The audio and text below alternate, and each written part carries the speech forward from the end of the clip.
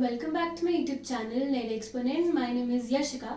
So today in this video I will be covering contingent contract, which is a part of Indian Contract Act. So let's get started. Contingent contract means a contract which is based on some conditions, right? और वो conditions कैसी होंगी? कुछ ऐसा event होगा जो uncertain है, मेरे control में नहीं होगा, तो contingent contract उस इवेंट के हैपनिंग और नॉन हैपनिंग पे बेस्ड होगा. ठीक है, तो अब क्वेश्चन आता है मैम इसका कुछ एग्जाम्पल दो. तो सबसे प्रैक्टिकल एग्जाम्पल जो कंटिंजेंट कॉन्ट्रैक्ट का है वो है कॉन्ट्रैक्ट ऑफ इंश्योरेंस. ठीक है, कॉन्ट्रैक्ट ऑफ इंश्योरेंस कैसे हुआ कंटिंजेंट कॉन्ट्रैक्ट? जैसे अगर मैं बोलूँ कि मैंने अपनी कार का इंश्योरेंस कराया है, ठीक है, तो अब इंश्योरेंस कंपनी वाले मुझे उसके पैसे तब देंगे जब एक्सीडेंट हो जाएगा और मेरी कार डैमेज हो जाएगी, राइट? तो ये कॉन्ट्रैक्ट जो है वो बेस्ड है कि कौन सी कंडीशन पर, एक्सीडेंट का होना या ना होना, right? So this contract becomes contract of insurance become a contingent contract because it is based on a condition which means अगर मेरी कार को डैमेज होगा तो इंश्योरेंस कंपनी पैसे देगी, और कार का डैमेज होना is not under my control, it is an uncertain situation, right? तो ये हो गया आपका कंटिंजेंट कॉन्ट्रैक्ट का सबसे इम्पोर्टेंट एग्जाम्पल. दूसरा इम्पोर्टेंट एग्जाम्पल जो बहुत प्रैक्टिकल आपकी लाइफ में देखा जाता है, that is contract of guarantee. Now how contract of guarantee is a contingent contract? Suppose I went to a bank, right, to take loan. Now bank will say कि कोई guarantor लाओ अपने साथ. ठीक है, सपोज मैं आपको एज अ गारंटर लेकर गई. ठीक है, तो अब आप जो है आपकी लाइबिलिटी तब अराइज होगी ना अगर मैं पैसे नहीं दे पाऊंगी. अगर मैंने डिफॉल्ट करा तो बैंक आपके पास जाएगा पैसे लेने. So that is why contract of guarantee is called as a contingent contract. Why? Because this is based on a condition कि अगर मैंने डिफॉल्ट करा तभी गारंटर की जो लाइबिलिटी है वो अराइज होगी. तो ये कंडीशन पर बेस्ड है, किसके?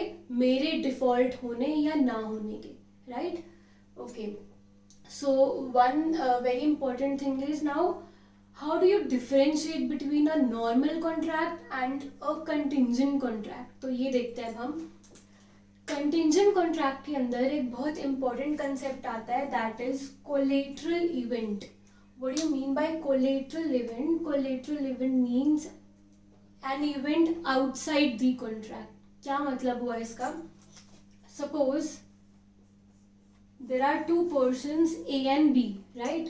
This a contract between A and B. A ने बोला बी को मैं तेरे को पैसे तभी दूंगा अगर मेरे को वो पैसे सी देता है तो, विच मीन्स ये कंटिंजेंट कॉन्ट्रैक्ट कैसे बना? क्योंकि ए ने बोला कि मैं तुझे पैसे तब दूंगा जब सी देगा. ठीक है, तो ये कंडीशन पर बेस्ड हो गया. किस पे डिपेंडेंट है? ये सी पर डिपेंडेंट है. This becomes a contingent contract because it is based on condition and that too a collateral event. Collateral event मतलब कॉन्ट्रैक्ट से बाहर. सी जो है एक आउटसाइड पार्टी हो गई, राइट?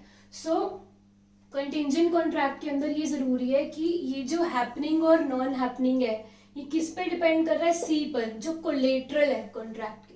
ठीक है, so this is how you differentiate between a normal contract and contingent contract. यहाँ तक समझ में आया?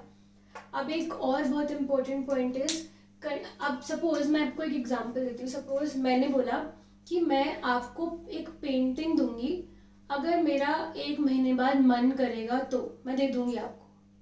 तो अब ये बताओ whether it is a contingent contract और not. You have to comment on the box below and tell कि suppose I made a contract with you that I will be giving you a painting if I wish to after 1 month. So you have to tell whether this example is a contingent contract or not, right?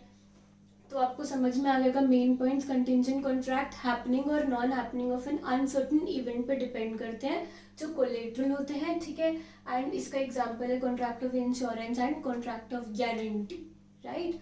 and it is based on a condition. तो ये था आपका contingent contract. So I hope you like my video. Thank you so much.